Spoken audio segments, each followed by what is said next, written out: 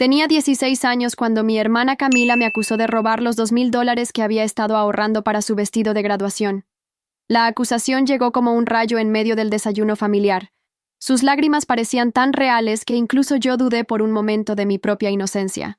Mis padres me miraron con esa expresión que jamás olvidaré, decepción mezclada con asco, como si fuera una extraña que había invadido su hogar. El ambiente se volvió tan pesado que podía sentir cómo el aire se espesaba alrededor de la mesa. Mamá dejó caer su taza de café. El líquido oscuro se esparció sobre el mantel blanco como una mancha de culpa que parecía señalarme directamente. Papá cerró el periódico con un golpe seco que resonó como una sentencia, y en sus ojos vi algo que me destrozó. Ya no era su hija, era una ladrona. La injusticia de esa mañana se grabó en cada fibra de mi ser, cuando Camila sollozó que había encontrado mi pulsera, la que papá me había regalado por mis 15 años, escondida dentro de su alcancía rota. La pulsera dorada brillaba como evidencia maldita entre los fragmentos de cerámica rosa que habían sido su cochinito de la suerte. Nadie me preguntó cómo había llegado ahí. Nadie cuestionó por qué mi hermana, que siempre había sido celosa de la atención que recibía, de repente tenía pruebas tan convenientes contra mí. «¡No puede ser casualidad!», gritó Camila, señalándome con el dedo tembloroso. «Siempre ha estado celosa de que yo tenga novio y vaya a graduarme con honores». Sus palabras se clavaron en mi pecho como dagas envenenadas, porque sabía que mis padres creían cada sílaba que salía de sus labios perfectos. Ella era la hija modelo, cabello rubio sedoso, ojos azules como el cielo, sonrisa de comercial de pasta dental. Yo era la morena rebelde, con pecas y aparatos dentales, la que siempre sacaba buenas calificaciones pero nunca recibía la misma atención. Mis padres tomaron esa pulsera como evidencia irrefutable, y cuando traté de explicar que alguien más la había puesto ahí, mamá me gritó que ya no soportaba más mentiras. «Basta, Esperanza», me espetó con una voz que no reconocía. «Tu hermana nos ha contado todo. Cómo has estado actuando extraño, saliendo a escondidas, gastando dinero que no sabíamos de dónde venía». Cada palabra era como un martillo golpeando el clavo de mi condena.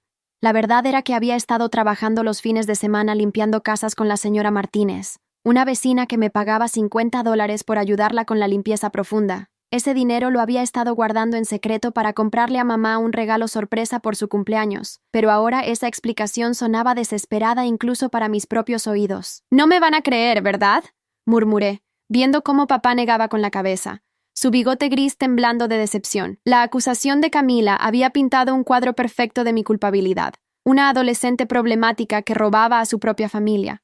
Y lo peor era que encajaba perfectamente con la imagen que ya tenían de mí.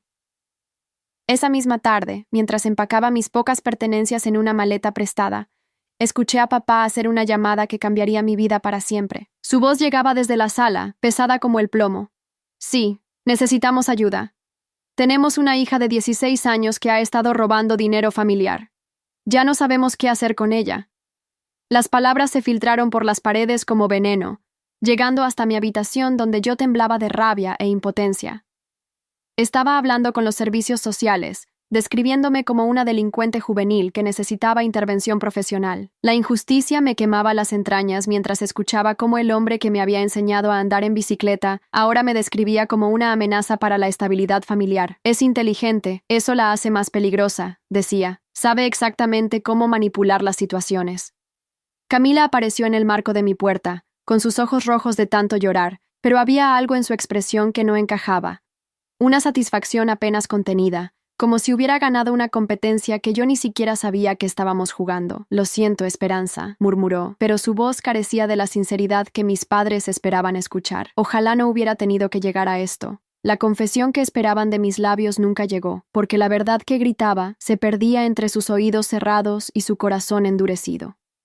Esa noche, cuando llegó la trabajadora social, una mujer de mediana edad con cabello recogido en un moño severo, mis padres ya habían tomado su decisión. Me irían esa misma noche a un hogar temporal, donde podría reflexionar sobre mis acciones y recibir la ayuda que claramente necesitaba. El hogar temporal de los García se convirtió en mi nueva realidad durante los siguientes 2 años. Era una casa modesta en las afueras de la ciudad, donde la señora García acogía a adolescentes problemáticos con una mezcla de firmeza y compasión que mis propios padres nunca habían logrado equilibrar. Al principio, la injusticia de mi situación me consumía por completo. Despertaba cada mañana esperando que alguien se diera cuenta del error, que mis padres vinieran a buscarme con disculpas en los labios. Pero las semanas se convertían en meses, y las únicas noticias que llegaban de mi familia venían a través de la trabajadora social, la señora Morales. Tu hermana Camila se graduó con honores, me informó un día de mayo, sus palabras cayendo sobre mi corazón como piedras frías. Tus padres están muy orgullosos. Va a estudiar medicina en la Universidad Estatal. La acusación que había destruido mi vida, aparentemente había impulsado la de Camila hacia nuevas alturas. En el hogar de los García compartía habitación con 3 chicas más. María, que había robado comida para sus hermanos menores. Jessica, cuya madre la había abandonado por un novio nuevo.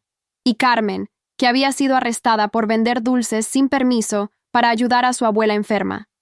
Antes de continuar, permítanme agradecer a nuestros miembros. Historias como esta solo son posibles gracias al apoyo de quienes creen en nuestro trabajo. Su apoyo nos ayuda a seguir trayendo los relatos más emocionantes. Únete a nosotros. Escuchar sus historias reales de supervivencia hacía que mi propia injusticia se sintiera aún más cruel.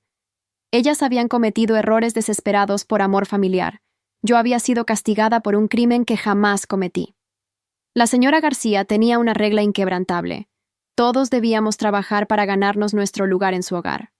A mí me asignó el cuidado de su jardín, donde pasaba las tardes arrancando maleza y plantando semillas que tardarían meses en florecer. La paciencia enseña más que la prisa, me decía mientras yo cavaba surcos perfectos en la tierra negra. Las plantas necesitan tiempo para mostrar su verdadera naturaleza, igual que las personas. Durante mi primer año en el hogar, intenté comunicarme con mis padres innumerables veces. Les escribía cartas que nunca respondían. Les dejaba mensajes telefónicos que jamás devolvían. La confesión de mi inocencia se repetía en cada línea que escribía, pero el silencio del otro lado era ensordecedor. Era como si hubiera muerto para ellos el día que me subí a ese auto de servicios sociales. Un día de otoño, mientras regaba las rosas del jardín trasero, la señora García se acercó con una expresión extraña en el rostro. Tenía el teléfono en la mano y me miraba como si estuviera viendo un fantasma. Esperanza, hay alguien que quiere hablar contigo, me dijo, extendiendo el aparato con manos temblorosas. Mi corazón se aceleró pensando que finalmente mis padres habían entrado en razón, pero la voz que escuché del otro lado no era la que esperaba. Era Camila, mi hermana, pero sonaba diferente, quebrada. Esperanza, necesito verte, susurró, y pude escuchar que había estado llorando. Hay cosas que necesitas saber, cosas sobre esa noche, sobre el dinero. Su voz se cortó abruptamente, como si alguien hubiera interrumpido la llamada. Durante las semanas siguientes, Camila intentó contactarme varias veces más, pero siempre las llamadas terminaban de manera abrupta. La injusticia de mi situación comenzó a mezclarse con una curiosidad ardiente. Después de casi 2 años de silencio total, ¿por qué mi hermana de repente quería hablar conmigo? ¿Qué había cambiado? La respuesta llegó de la manera más inesperada. Una tarde de diciembre, mientras ayudaba a la señora García a decorar el árbol de Navidad, apareció un auto desconocido en el camino de entrada. Del vehículo salió una mujer joven que tardé varios segundos en reconocer. Era Camila, pero lucía demacrada, con ojeras profundas y una palidez que no recordaba en ella. Necesito hablar contigo, me dijo sin preámbulos, ignorando completamente a la señora García que nos observaba desde la puerta. Sé que no tengo derecho a pedirte nada, pero hay algo que debes saber antes de que sea demasiado tarde. Sus manos temblaban mientras hurgaba en su bolso, sacando finalmente un sobre amarillento que parecía haber sido abierto y cerrado muchas veces. ¿Demasiado tarde para qué?, le pregunté, manteniendo mi distancia. 2 años de injusticia habían construido un muro de desconfianza que no se derribaría fácilmente. Pero había algo en sus ojos, una desesperación genuina que no había visto antes, que me hizo quedarme a escuchar. Camila miró nerviosamente hacia la casa, como si temiera que alguien nos estuviera observando. Los padres no saben que estoy aquí, murmuró. Si se enteran de que vine a verte, me matarán, pero no puedo seguir viviendo con esto. Extendió el sobre hacia mí con manos que no dejaban de temblar. Lee esto cuando estés sola, y cuando lo hagas, vas a entender por qué he estado viviendo en el infierno estos últimos 2 años. Tomé el sobre sin saber que contenía la confesión que cambiaría todo lo que creía saber sobre mi familia y sobre la noche que destruyó mi vida. Camila se alejó corriendo hacia su auto, pero antes de subirse, se volvió una última vez. Perdóname, Esperanza. Por favor, perdóname. Esa noche esperé hasta que todas las chicas estuvieran dormidas para abrir el sobre que Camila me había entregado. Mis manos temblaban tanto que tuve que intentarlo 3 veces antes de poder rasgar el papel sin dañar el contenido. Dentro había 2 cosas. Una carta escrita con la letra temblorosa de mi hermana y algo que me dejó sin respiración. Un recibo bancario fechado exactamente una semana antes de que mi acusación de robo. La carta comenzaba con palabras que jamás pensé que saldría de los labios de Camila. Esperanza, yo robé el dinero. Las líneas que siguieron contaban una historia que destrozó cada suposición que había tenido sobre mi familia durante los últimos 2 años. Mi hermana había estado saliendo en secreto con un hombre mayor, alguien de 25 años que la manipulaba para conseguir dinero. Había tomado sus ahorros para impresionarlo, para comprarle regalos caros que él exigía como pruebas de amor. Cuando me di cuenta de lo que había hecho, entré en pánico, continuaba la carta. Sabía que padres me matarían si descubrían que había estado saliendo con Carlos y que le había dado todo mi dinero. Así que pensé en culparte a ti, solo por unos días, hasta que pudiera encontrar una manera de devolver el dinero. Las palabras se volvían cada vez más desesperadas a medida que leía. Nunca pensé que padres te echarían de casa. Creí que te castigarían unos días y después descubriríamos que había sido un malentendido. La injusticia que había vivido se magnificó hasta convertirse en algo monstruoso cuando leí la parte más devastadora de la confesión. Puse tu pulsera en mi alcancía rota porque sabía que padres la reconocerían inmediatamente. Esperé hasta que estuvieras en la ducha para romper el cochinito y colocar la pulsera entre los pedazos. Todo estaba planeado, Esperanza. Todo. El recibo bancario mostraba que Camila había retirado exactamente $2,000 de su cuenta de ahorros una semana antes de acusarme. La fecha estaba ahí, impresa en tinta oficial del banco, una prueba irrefutable de que el dinero había sido retirado mucho antes de que yo supuestamente lo hubiera robado. Mi hermana había guardado esta evidencia durante 2 años, viviendo con el peso de la mentira mientras yo pagaba por su crimen. Durante las siguientes semanas, esa confesión se convirtió en mi obsesión. La releía cada noche, memorizando cada palabra, cada detalle de cómo mi propia hermana había orquestado mi destrucción. Pero junto con la rabia, comenzó a crecer algo más, una determinación férrea de usar esta verdad para reconstruir mi vida y enfrentar a mi familia. La señora García notó el cambio en mi comportamiento inmediatamente. «Has estado diferente desde que tu hermana vino», me dijo una tarde mientras podábamos los rosales juntas. «Hay algo en tus ojos que no había visto antes, fuerza, pero también tristeza». Le conté todo, mostré la carta y el recibo, y vi cómo su expresión pasaba de la sorpresa al horror, y finalmente a una indignación protectora que me recordó lo que debería haber sentido una madre verdadera. «Esto no puede quedarse así», declaró la señora García, guardando cuidadosamente la evidencia en una carpeta. «Has pagado 2 años por un crimen que no cometiste. Es hora de que la verdad salga a la luz». Pero yo ya no era la adolescente desesperada que había llegado a su hogar. Los 2 años de injusticia me habían forjado en acero, y sabía exactamente lo que tenía que hacer. Decidí esperar hasta mi cumpleaños número 18, cuando oficialmente saldría del sistema de cuidado temporal. Quería enfrentar a mis padres no como una menor dependiente del Estado, sino como una adulta que podía tomar sus propias decisiones sobre el futuro. Durante esos meses de espera, me preparé meticulosamente. Conseguí copias certificadas del recibo bancario, hice que un notario validara la carta de Camila, y más importante aún, localicé a la señora Martínez, quien confirmó por escrito que efectivamente me había estado pagando por trabajos de limpieza. El día que cumplí 18 años, la señora García me acompañó hasta la puerta de la casa donde había crecido. La propiedad lucía exactamente igual, el mismo césped perfectamente cortado, las mismas cortinas de encaje en las ventanas, el mismo buzón azul que papá había pintado cuando yo tenía 12 años. Pero al tocar el timbre, sentí que era una extraña visitando la casa de desconocidos. Mamá abrió la puerta y por un momento su rostro mostró una alegría genuina al verme. «Esperanza, qué sorpresa», exclamó, extendiéndome los brazos como si los últimos 2 años hubieran sido simplemente unas vacaciones prolongadas. Pero cuando vio la carpeta en mis manos y la expresión determinada en mi rostro, su sonrisa se desvaneció como el hielo bajo el sol. «Necesitamos hablar», le dije con una voz que sonaba extraña incluso para mí. Toda la familia, incluyendo a Camila. La confesión que había guardado como un tesoro durante meses finalmente iba a cumplir su propósito, pero sabía que una vez que abriera esa carpeta, no habría vuelta atrás para ninguno de nosotros. La sala de mi infancia parecía más pequeña de lo que recordaba, o quizás yo había crecido más de lo que pensaba durante esos 2 años de ausencia. Mis padres se sentaron juntos en el sofá beige que había visto 1000 veces, pero ahora sus rostros mostraban una incomodidad que jamás había presenciado. Camila llegó 15 minutos después, y cuando me vio, su cara se descompuso completamente. «¿Qué hace ella aquí?», le preguntó a mamá con voz temblorosa, como si mi presencia fuera una aparición inesperada. Tenía el cabello más corto y había perdido peso. Sus ojos ya no tenían ese brillo de superioridad que recordaba. La injusticia que había vivido aparentemente también había cobrado su precio en la vida de mi hermana. Esperanza quiere hablar con nosotros, respondió papá, aunque su tono sugería que preferiría estar en cualquier otro lugar. Supongo que tiene derecho, después de todo este tiempo. Sus palabras sonaban ensayadas, como si hubiera estado preparándose para este momento durante años. Abrí la carpeta con movimientos deliberados, disfrutando del silencio tenso que se extendía por la habitación. La confesión de Camila estaba en la parte superior, sus palabras manuscritas como evidencia de la traición más profunda que había experimentado. Antes de mostrarles esto, comencé, mirando directamente a mis padres. Quiero que entiendan algo. Durante 2 años ustedes creyeron que su hija era una ladrona. Me echaron de casa sin siquiera escuchar mi versión de los hechos. Mamá se removió incómoda en su asiento.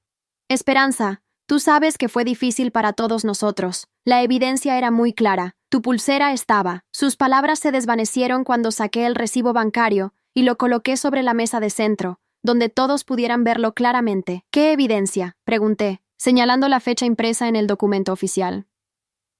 Este recibo muestra que Camila retiró exactamente $2,000 de su cuenta una semana antes de acusarme de robar su dinero. Una semana completa antes.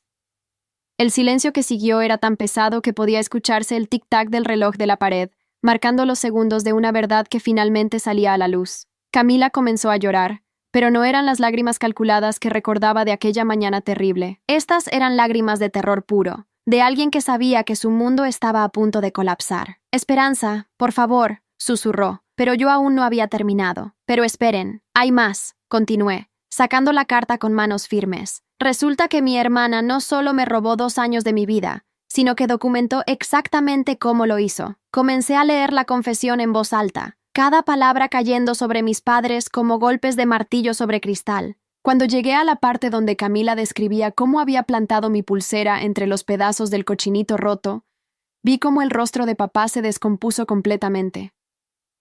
«No puede ser cierto», murmuró mamá, pero su voz carecía de convicción. Miraba alternativamente entre el recibo bancario y la carta, como si pudiera hacer que la evidencia desapareciera con la fuerza de su negación. Camila no haría algo así, no a su propia hermana, pero Camila ya había colapsado. Se había deslizado del sillón al suelo, sollozando incontrolablemente mientras repetía, «Lo siento, lo siento, lo siento», como un mantra desesperado.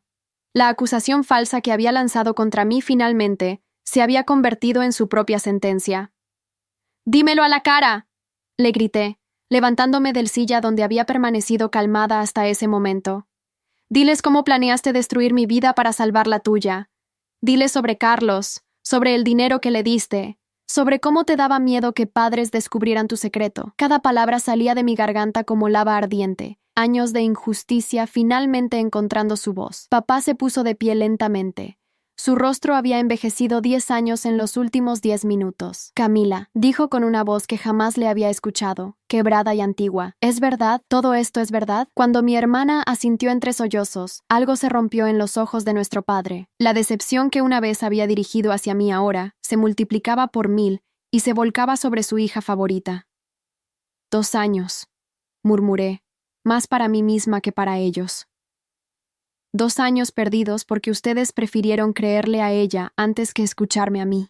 2 años en hogares de acogida, sintiéndome como una criminal, preguntándome qué había hecho mal para merecer que mi propia familia me abandonara. La injusticia de esos años perdidos se materializó en la habitación como un fantasma tangible, observando desde las esquinas mientras mi familia se desintegraba ante mis ojos. Mamá finalmente encontró su voz, pero cuando habló, sus palabras fueron como cuchillos. «Esperanza, cariño, sabíamos que algo no estaba bien. Yo siempre tuve dudas, pero la evidencia parecía tan clara y Camila estaba tan convencida». Su intento de justificación se desvaneció cuando vio la expresión en mi rostro. No había perdón en mis ojos, solo la fría satisfacción de ver cómo la verdad finalmente triunfaba sobre la mentira. La confesión había cumplido su propósito, pero el precio de la justicia era ver cómo la familia, que una vez amé, se desmoronaba completamente ante la magnitud de su traición. El silencio que siguió a la confesión completa fue diferente a cualquier cosa que hubiera experimentado antes. No era solo la ausencia de sonido, sino el peso de años de mentiras colapsando sobre nosotros como un edificio que finalmente cedía ante las grietas en sus cimientos.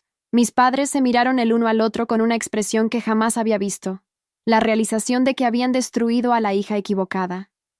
Papá fue el primero en intentar hablar, pero las palabras parecían atascarse en su garganta como piedras. Esperanza, yo, nosotros.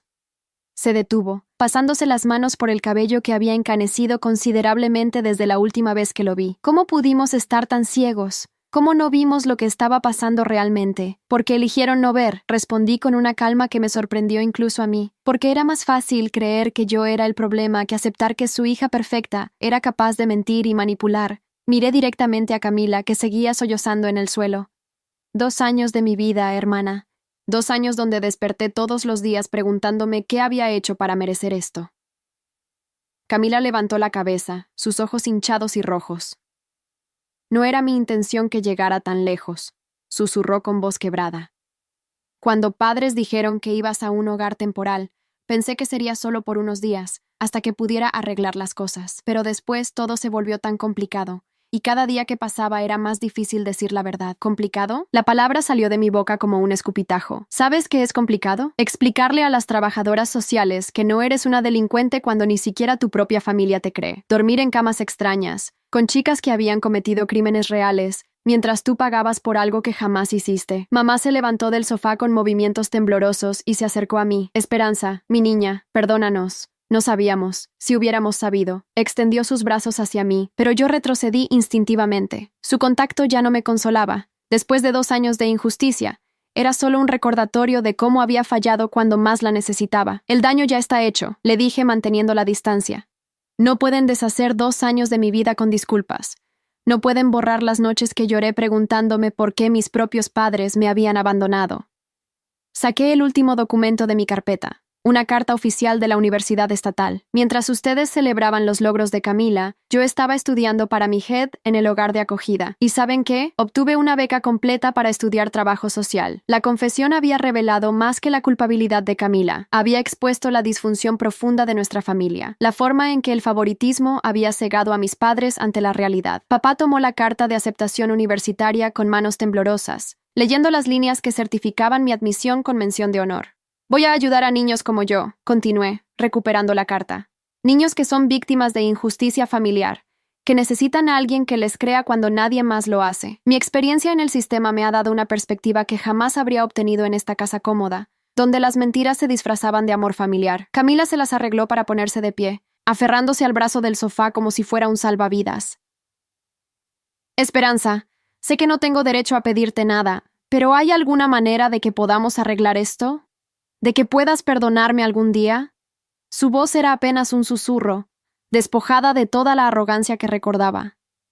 Miré a mi hermana, a esta mujer que había compartido mi infancia pero que había estado dispuesta a sacrificar mi futuro por su conveniencia. La acusación falsa que había hecho había sido solo el síntoma de algo más profundo, una persona dispuesta a destruir a otros para protegerse a sí misma. El perdón no se pide, Camila, se gana, respondí finalmente, y no estoy segura de que entiendas realmente lo que hiciste.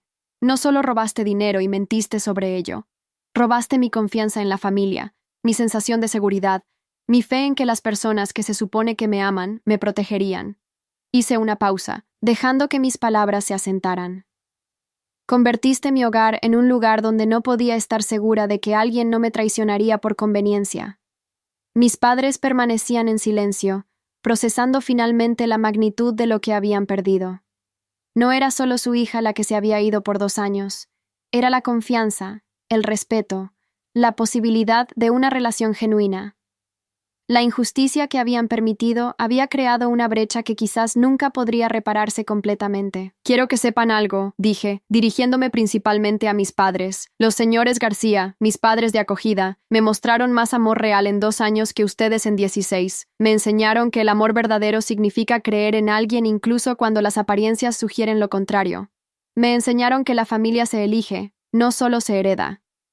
Recogí mis documentos y me dirigí hacia la puerta, sintiendo un peso desconocido salir de mis hombros. La confesión había cumplido su propósito. La verdad había salido a la luz. La injusticia había sido expuesta, y yo había recuperado mi voz después de años de silencio forzado. En el umbral me volví una última vez. No vine aquí buscando una reconciliación, les dije. Vine a cerrar un capítulo. La niña que vivía aquí, que desesperadamente quería su aprobación y amor, ya no existe.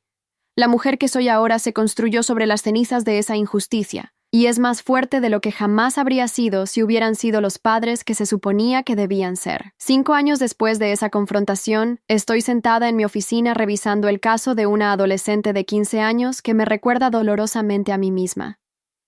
Su hermana mayor la ha acusado de robar dinero familiar, y sus padres están considerando enviarla a un programa residencial.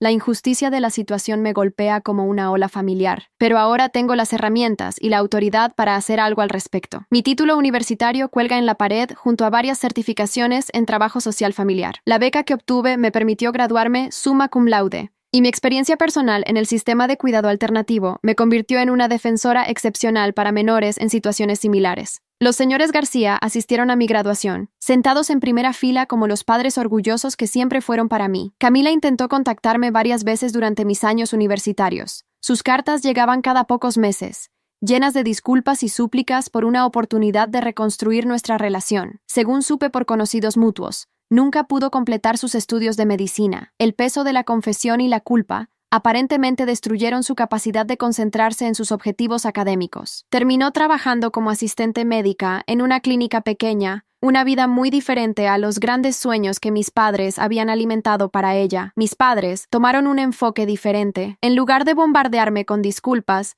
comenzaron a mostrarme cambios a través de acciones. Papá empezó a hacer donaciones mensuales a hogares de acogida locales, y mamá se ofreció como voluntaria en un centro para madres adolescentes. Era su manera de intentar reparar indirectamente el daño que habían causado, aunque ambos sabíamos que nada podría devolver esos 2 años perdidos. El caso de la adolescente en mi escritorio se resuelve favorablemente después de una investigación exhaustiva. Resulta que, efectivamente, la hermana mayor había estado mintiendo para encubrir sus propios problemas de adicción. La injusticia se evita esta vez. La familia recibe terapia, y la menor permanece en casa con supervisión apropiada. Es una pequeña victoria, pero cada una cuenta. Mi teléfono suena, interrumpiendo mis pensamientos. Es la señora García, quien ahora tiene 75 años, pero sigue acogiendo jóvenes necesitados. Esperanza, querida. ¿Tienes tiempo para cenar mañana? Tengo una chica nueva que creo que podría beneficiarse de escuchar tu historia.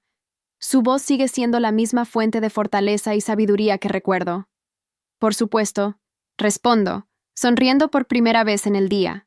La casa de los García sigue siendo mi verdadero hogar, el lugar donde aprendí que la familia real se define por el amor incondicional, no por la sangre compartida. Allí celebré mis cumpleaños universitarios, lloré mis desamores, y planifiqué mi futuro profesional. Hace 6 meses, Camila apareció en mi oficina, no como hermana buscando reconciliación, sino como madre soltera desesperada cuya hija de 8 años había sido falsamente acusada de robar en la escuela. La ironía era tan perfecta que casi resultaba cruel. Mi hermana, que había destruido mi adolescencia con una acusación falsa, ahora necesitaba mi ayuda profesional para salvar a su propia hija de una situación similar. Trabajé en el caso porque la niña era inocente, no por mi hermana. Pero ver a Camila desde el otro lado de esa injusticia, experimentar la desesperación de saber que tu hija es víctima de una mentira y que nadie te cree, le dio una perspectiva que ninguna de mis cartas anteriores había logrado transmitir. Por primera vez, entendió realmente lo que me había hecho. Cuando resolvimos el caso exitosamente, Camila se quedó en mi oficina después de que su hija saliera corriendo hacia el patio de juegos. Ahora entiendo, me dijo simplemente, sin intentar excusarse o pedir perdón otra vez. Ahora entiendo lo que se siente cuando alguien que amas no te cree, cuando el sistema falla, cuando te sientes completamente sola. Tenía lágrimas en los ojos, pero no eran de autocompasión, eran de comprensión genuina. No respondí inmediatamente. Años de terapia me habían enseñado que el reconocimiento genuino del daño es el primer paso real hacia cualquier posibilidad de sanación. Sí, le dije finalmente. Ahora entiendes. Mientras cierro mi oficina esta tarde, reflexiono sobre el camino que me trajo hasta aquí. La injusticia que experimenté a los 16 años no desapareció con la confesión de Camila, pero se transformó en propósito. Cada joven que ayudo, cada familia que logro mantener unida, cada acusación falsa que desmiento, es una pequeña reparación al daño que se me hizo. Mis padres nunca recuperaron completamente a la hija que perdieron, pero gradualmente hemos construido una relación nueva, basada en respeto mutuo en lugar de la devoción ciega que esperaban antes. Nos vemos para ocasiones especiales, mantenemos conversaciones civilizadas, pero la confianza inocente de la infancia nunca regresó. Quizás eso no sea necesariamente malo. Me ha enseñado a valorar más las relaciones que se basan en acciones consistentes, en lugar de promesas vacías. Esta noche cenaré con mi verdadera familia, los García, 3 de mis hermanas del hogar de acogida que siguieron siendo cercanas, y probablemente algunos de los jóvenes actuales que necesitan ver que hay vida después de la traición familiar. Les contaré mi historia, como siempre lo hago, no como una tragedia, sino como evidencia de que la injusticia puede ser el comienzo de algo mejor, no el final de todo. La confesión de Camila cambió mi vida, pero no de la manera que ella esperaba. No me devolvió a la familia que había perdido. Me mostró que había encontrado una mucho mejor. Y cada día, cuando ayudo a otro joven a navegar las aguas traicioneras de un sistema que no siempre protege a los inocentes, sé que esos 2 años de dolor se han convertido en décadas de propósito. Mañana hablaré con otra adolescente cuya hermana la ha traicionado, cuyos padres han elegido el camino fácil sobre el correcto. Le diré lo que nadie me dijo cuando tenía 16 años, que sobrevivirá, que crecerá más fuerte, y que algún día usará esa fortaleza para proteger a otros que se encuentren en el mismo lugar oscuro donde ella está ahora. La injusticia no desaparece, pero se puede transformar, y a veces, la familia que construyes es infinitamente más valiosa que la que heredas. Hay historias que no son solo historias, son espejos de la vida. Si esta te conmovió, ayúdanos a seguir contando otras que también merecen ser escuchadas. Hazte miembro, únete a nosotros. Muchas gracias y que tengas un excelente día.